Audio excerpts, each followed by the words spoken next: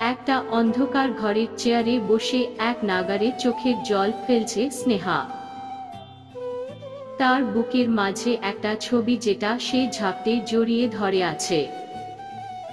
স্নেহা, কেন করলে সেদিন এমন? সেদিন তুমি ওই মেয়েটার সাথে এক রুমে কি করে? তুমি তো আমাকে ভালোবাসতে, তাই না অর্ণব? নাকি আমার জন্য তোমার ভালোবাসা ফুরিয়ে গেছিল কোনটা?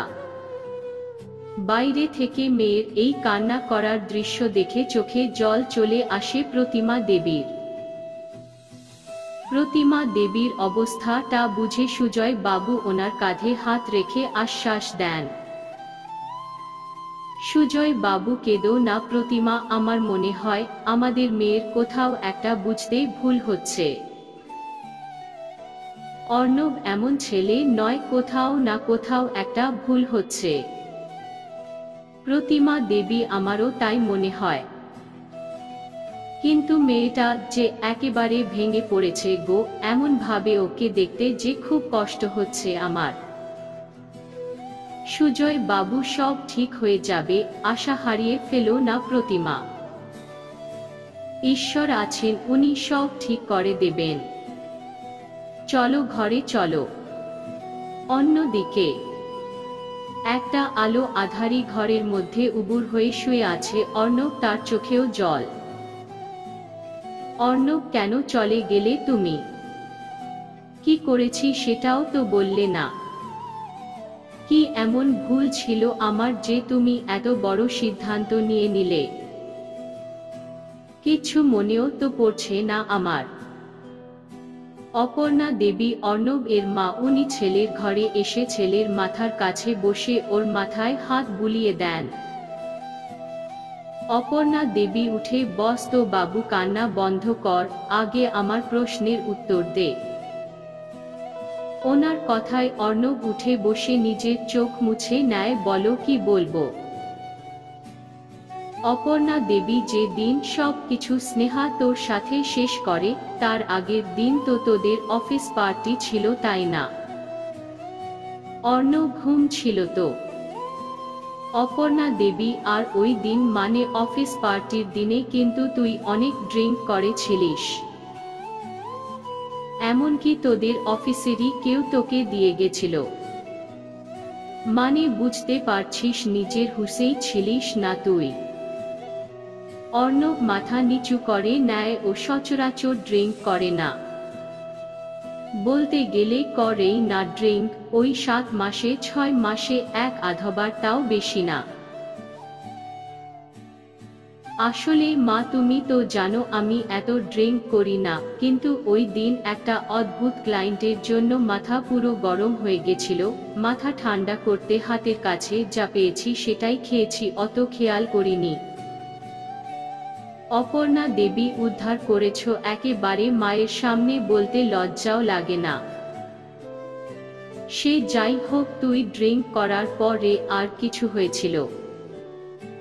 অর্ণব, উফ মা, আমার কিছুই মনে পড়ছে না। অপর্ণা দেবী, তা মনে পড়বে কেন? কি জানি বেঘরে কি করেছিস, আর মেয়েটা সেই দেখেই তোর সাথে ব্রেকআপ করেছে। যাই হোক, যেই কাণ্ডই করে থাকিস না কেন, কাল অফিসে গিয়ে আগে সিসিটিভি ফুটেজ চেক করবি, তাহলেই হয়তো পেয়ে যাবি কারণটা। এতক্ষণে অর্ণবের মুখে এক চিলতে হাসি ফোটে। এটা তো সে ভেবেই দেখেনি। থ্যাংক ইউ মা, সত্যি এটা আমার মাথাতেই আসেনি এতক্ষণ। অপর্ণা দেবী, ছাগল তো তাই। এই বলেই উনি আর থাকেন না, উঠে নিজের ঘরে চলে যান। পরের দিন সকালে যখন অফিসে ঢোকে তখন অনেকটাই লেট হয়ে গেছিল অর্ণবের। লিফট বন্ধ হবে তার আগেই সে দৌড়ে লিফটে ঢুকে যায়, তারপর খেয়াল করে সেই লিফটে শুধু মাত্র ও আর স্নেহা। অর্ণব, স্নেহা শোনো। আর স্নেহা সেই সঙ্গে সঙ্গে কানে হেডফোন লাগিয়ে নেয়, মানে যাই হয়ে যাক না কেন সে কোনো কথাই শুনবে না।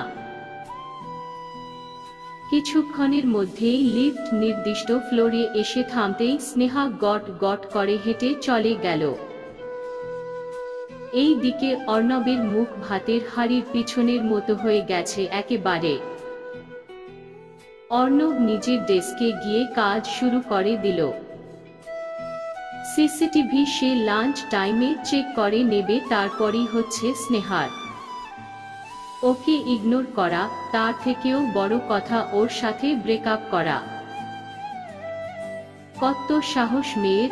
আর এইটুকুর মধ্যেই সে স্নেহার মুখ দেখে বুঝে গেছে স্নেহাও ওর মতো ভালো নেই এই বিচ্ছেদে। যেই সময়টার জন্য সে অপেক্ষা করছিল সেই সময়টা চলেই এলো। আগে ওকে ওদের বসের কাছ থেকে পারমিশন নিতে হবে। যদিও পারমিশন নিতে কোনো রকম হ্যাপা হয়নি, কারণ ও ওদের বসের খুবই বিশ্বস্ত একজন এমপ্লয়ি। তাই বস কোনো রকম জিজ্ঞাসাবাদ ছাড়াই ওকে পারমিশন দিয়ে দিয়েছে। অর্ণব প্রথমেই ও যেই জায়গায় দাঁড়িয়ে ড্রিঙ্ক করেছিল সেই জায়গাটা দেখে।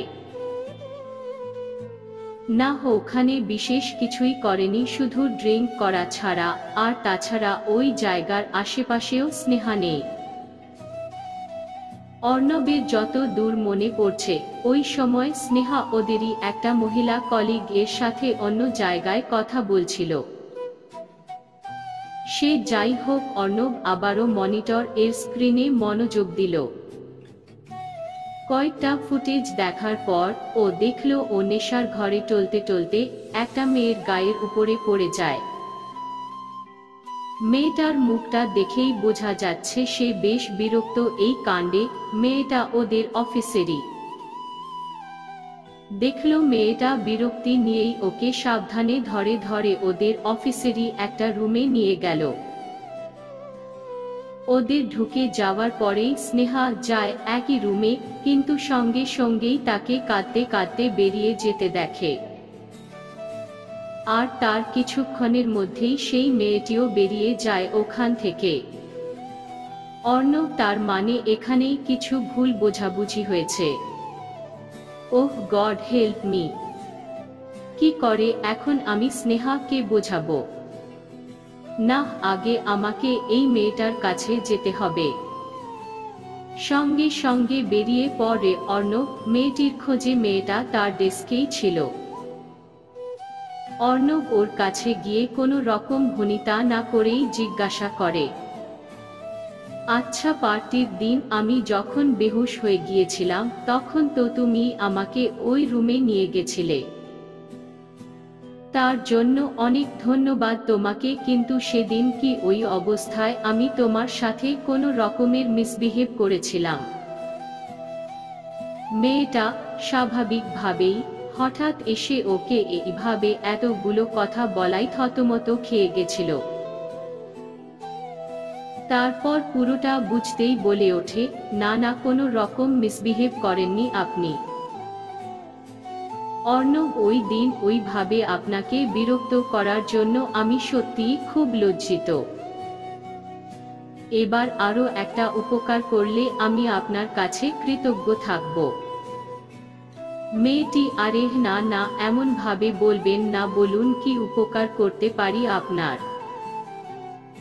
অর্ণব, আসলে আমার যত সম্ভব মনে হয় সেদিন আপনি যখন আমাকে ওই রুমে নিয়ে গেছিলেন তখন আপনাকে আর আমাকে একসাথে দেখে আমার প্রেমিকা ভুল বুঝেছে। আর তারপরের দিনই সে আমার সাথে ব্রেকআপ করে নেয়। আমরা দুজনেই ভালো নেই একে অপরকে ছেড়ে। আপনি যদি ওকে বলতেন সত্যিটা তাহলে খুবই উপকৃত হতাম। আসলে ও আমার কথা শুনছেই না। মেয়েটি, আচ্ছা আচ্ছা ঠিক আছে, চলুন আমি ওনাকে পুরো ব্যাপারটা খুলে বলছি। অর্ণব আর মেয়েটি স্নেহার ডেস্কে যায়। স্নেহা কাজ করছিল খাওয়া বাদ দিয়ে। হঠাৎ ওদেরকে আবারও একসাথে দেখে ওর চোখে জল চলে আসে। ও মুখ ঘুরিয়ে নিতে চাইলে মেয়েটি ওকে বলে, মেয়েটি, দাঁড়াও স্নেহা, মুখ ফিরিয়ে নিও না। উনি আমার কাছে এসে বললেন তোমাদের বিচ্ছেদ হয়েছে, কিন্তু তুমি সেদিন ঠিক কি দেখেছিলে একটু বলবে? স্নেহা সোজা সাপটা বলে, ও বিছানায় শুয়েছিল আর তুমি ওর মাথার পিছনে হাত দিয়ে পুরো ওর মুখোমুখি ছিলে। প্লিজ বলো না যে আমি ভুল দেখেছি, এতটা ভুলও আমি দেখিনি। মেয়েটি, না ভুল তুমি দেখনি, তুমি যা বলছো সেটা ঠিকই, কিন্তু ওই দিন আসলে কি হয়েছিল সেটা আমি যতটা জানি বলছি, বাকিটা তোমার ওই বলে দেবে। মেয়েটা পুরোটা বলে থামতেই স্নেহার চোখ দিয়ে জল গড়িয়ে পড়ে, ও তাহলে ভুল বুঝেছে। তারপরই অর্ণব বাকিটা ক্লিয়ার করতেই স্নেহার সঙ্গে সঙ্গে অর্ণবের কাছে গিয়ে ওর বুকে কয়েক ঘাকিল মেরে ওকে ঝাপটে জড়িয়ে ধরে। স্নেহা কাঁদতে কাঁদতে বলে, তুমি আগে কেন বলনি এই কথাগুলো? অর্ণব, আমি তো বুঝতেই পারিনি আসল ব্যাপারটা। তারপর কালকে মা বলল যে সিসিটিভি ফুটেজ চেক করতে, তারপরই তো বুঝলাম। স্নেহা, আর কখনো তোমাকে ভুল বুঝবো না। যদি কিছু ভুল মনে হয় আগেই তোমার কাছ থেকে সবটা জেনে নেব। অর্ণব, সেটা পরের কথা, তোমাকে যে আমি হারাতে হারাতে আবারও ফিরে পেয়েছি, এই অনেক আমার জন্য। আর আমি নিজেও এমন কাজ কখনো করব না যাতে তুমি ভুল বোঝো। যাই হোক ম্যাডাম, এটা অফিস, ছাড়ো আমাকে, লোকে দেখলে কি বলবে। সমাপ্ত।